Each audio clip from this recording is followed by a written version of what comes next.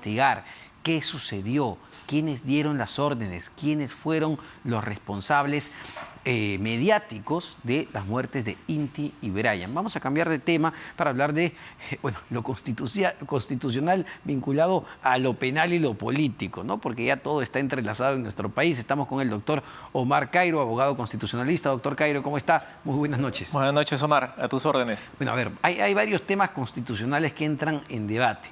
Empecemos con el del presidente de la República, Pedro Castillo, y la acusación o la recomendación a acusación constitucional que ha presentado o que se ha presentado en el informe de la Comisión de Fiscalización del congresista Héctor Ventura. ¿Corresponde una acusación constitucional por los supuestos delitos que ha señalado en su informe la Comisión Ventura? No, porque el artículo 117 de la Constitución señala que solo son 4 delitos por los cuales se le puede acusar al presidente durante su mandato. Y los delitos comprendidos en ese informe, ninguno es alguno de esos 4. Entonces, si es que el Pleno aprueba el informe, lo que tendría que pasar, lo que tiene que pasar si es que se decide hacer un antejuicio, es esperar el 29 de julio de 2026 para recién iniciarlo ante el próximo Congreso. Ese es el resultado más óptimo en el sentido de favorable a la decisión, a la intención de quienes quieren quieren conseguir algún resultado en contra del presidente. No por nada, sino por lo que las reglas establecen. Es decir, no se le puede acusar al presidente constitucionalmente por haber infringido, no respetado algún artículo de la Constitución. Eso es otra cosa. La pregunta tuya era por los delitos. Claro. Por los delitos corresponde un antejuicio, o sea, un procedimiento parlamentario que habilite el procesamiento penal. Entonces, antejuicio por los delitos no se puede. Es decir, si hay un delito de por medio, por decir, corrupción, el haber recibido dinero por apoyar o impulsar una obra pública, eso es un delito y eso se tiene que investigar en lo penal. Exacto. Lo que ocurre es que un delito puede ser objeto de un antejuicio para su procesamiento penal. Ya. En el caso del presidente, si no es salvo por los 4 delitos mencionados en el 117, tiene que eso que esperar hasta el fin del mandato, ya, a 2026. Pero un delito, además de ser delito, o un hecho, además de ser delito, aunque no lo fuera, puede ser una infracción constitucional también. Entonces, por esas infracciones constitucionales, sí se puede hacer durante su mandato un juicio político. Porque es distinto al proceso penal. Que es distinto al antejuicio, claro, que es el proceso de habilitación de un proceso parlamentario de habilitación de un proceso penal. Para que se investigue. Lo que estamos hablando de Merino y Antero Flores Araujo. Eso es un antejuicio para que se les procese penalmente. Ya. El juicio político es un proceso que comienza y termina en el Congreso. Comienza con la denuncia de la Comisión la denuncia constitucional que se hace al presidente ante la Comisión Permanente por alguna infracción a la Constitución. La Comisión Permanente formula la acusación ante el Pleno y el Pleno lo absuelve o lo condena por la acusación. Si lo absuelve, todo se archiva, y si lo condena, puede adoptar 3 decisiones que hay que distinguirlas claramente porque se confunde. Una es la suspensión. Usted, señor Castillo, ya no va a ser presidente un año. Transcurre un año y usted regresa. La destitución. Señor Castillo, su presidencia terminó. El Congreso puede destituir. Exactamente. Y se habla mucho de inhabilitación, pero la inhabilitación es algo más que eso. La inhabilitación es que si se le destituye, se le dice, usted ya no es presidente. Y además, no puede ser funcionario público hasta dentro de un periodo máximo de 10 años. Es lo que le pasó a Martín Vizcarra. Él lo inhabilitaron por 10 años. Sí, porque a él ya no lo podían destituir porque ya estaba fuera del cargo.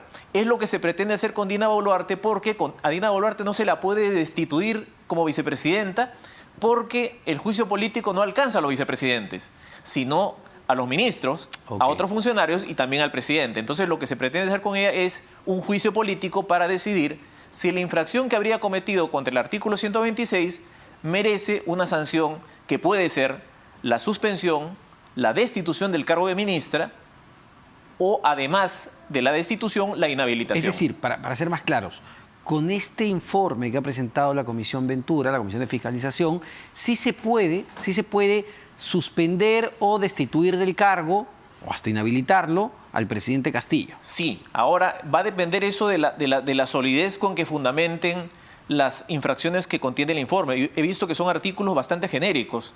Dice el deber de reglamentar las leyes, el deber de que se hagan concursos públicos. Bueno, eso va a depender, pero finalmente el que decide, el que plantea la acusación, el órgano es la comisión permanente y el pleno tendrá que decidir y para decidir la destitución tiene que alcanzar una votación de 2/3. Pero 2/3 no de 130, sino de 130 restados los miembros de la comisión permanente. Por eso es una votación menor que la de la vacancia. La vacancia en realidad no sirve para castigar a nadie, pero insiste en su uso, a pesar de que decidir una vacancia es más difícil que decidir una destitución. Así, pero estamos hablando en ambos casos de 2/3. No, es que en el caso del juicio político es 2/3 de 130 menos los miembros de la comisión permanente. En el caso de la vacancia son 2/3 de los 130. Es decir, va a ser más fácil o sería más fácil sacar al presidente Castillo del gobierno por juicio político que por vacancia. Que por vacancia. Sí. Y a ver, pero el proceso ¿cuánto puede tardar? Porque esto es de la Comisión de Fiscalización. Pasa a la Subcomisión de Acusaciones Constitucionales todavía. Sí, lo que ocurre es que probablemente se esté optando por la vacancia porque la vacancia, como no es un procedimiento para destituir, se le presenta utilizar como una especie de fusilamiento jurídico. La vacancia se puede decidir en un solo día. El reglamento establece que si hay 4/5 que aprueban la admisión a trámite de la vacancia, ese mismo día la pueden votar. Eso demuestra que no es un procedimiento que sirva para castigar al presidente por una inmoralidad, infracción ni nada, simplemente para verificar si murió, si renunció, si tiene un derrame cerebral que lo incapacita físicamente, o si es un incapaz moral, que significa, esto es ya de cultura básica, incapacidad mental. La psiquiatría estableció el siglo XIX, cuando se introdujo el término en el Perú, establecía que el enfermo mental lo era por causas morales, como un castigo a su maldad intrínseca. Entonces la incapacidad moral significaba incapacidad mental. Entonces lo malo es que no se actualizó el término, eso es todo. Pero no es un castigo a la inmoralidad, porque ¿qué criterio moral habría para decidir? Bueno, es sumamente subjetivo, ¿no? Y hasta por el día supuesto. De hoy. Por lo tanto, no puede ser un procedimiento para sancionar, porque el ABC del derecho sancionatorio dice: para sancionar tiene que haber tipicidad, descripción clara y precisa de la falta y de la sanción. No, me lo decía un constitucionalista ya hace varios años, ¿no? Cuando estuvo en debate el tema de Pedro Pablo Kuczynski incluso, que la vacancia es lo que a 87 votos consideren que es suficiente. Sí, y eso solo puede pasar en un régimen parlamentario, porque en el régimen parlamentario el Parlamento por 87 votos decide sin motivar que se vaya el gobernante por una razón, porque el Parlamento es el que nombra al gobernante. En cambio, en el Perú al Parlamento no lo designa al gobernante no lo designa el Parlamento, sino el pueblo.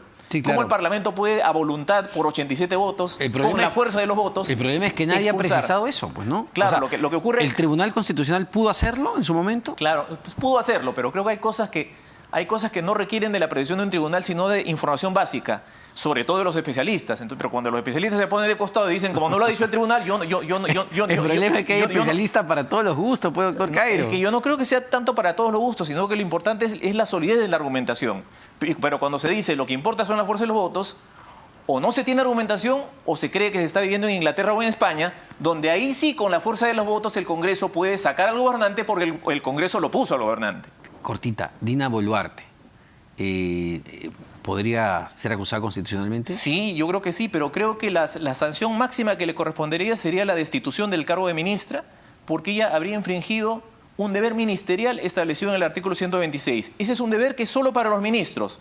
No tiene sentido que por haber infringido un deber ministerial se le destituya del cargo de ministra y además se le inhabilite para otro cargo público, incluyendo la vicepresidencia, con lo cual se deja vacío el cargo para que, si es que se destituya al presidente Castillo, ingrese el presidente del Congreso y convoque elecciones generales y parlamentarias. Pero bueno, de repente yo no sé si eso es lo que está pretendiendo, pero la consecuencia de que se remueva del cargo a ambos es que el presidente del Congreso tiene que convocar elecciones generales, presidenciales y parlamentarias. Sí, pues si muchos no quieren eso tampoco, ¿no? Probablemente por eso es que no se utiliza el juicio político, probablemente por eso es que no se decide removerlos, porque la intención secreta, o mejor dicho, silenciosa es que nos quedemos todos. La ¿no? verdad es la milanesa, ¿no? Que todos se quieren quedar. es que, claro, salvo permanecer, todo es ilusión. Muchísimas gracias, doctor Cairo. Omar Gracias. Cairo, abogado constitucionalista. A ver, vamos a cambiar de tema, pero siempre en el Congreso de la República, que tiene que ver con otra institución clave del Congreso. No del Congreso, del país, la Defensoría del Pueblo. ¿Qué pasa con la elección del nuevo defensor y defensora del pueblo? Vamos a conversar en instantes con Lili Ku, secretaria general del Sindicato de Trabajadores de la Defensoría. Pero vamos a hacer una brevísima pausa y venimos con eso.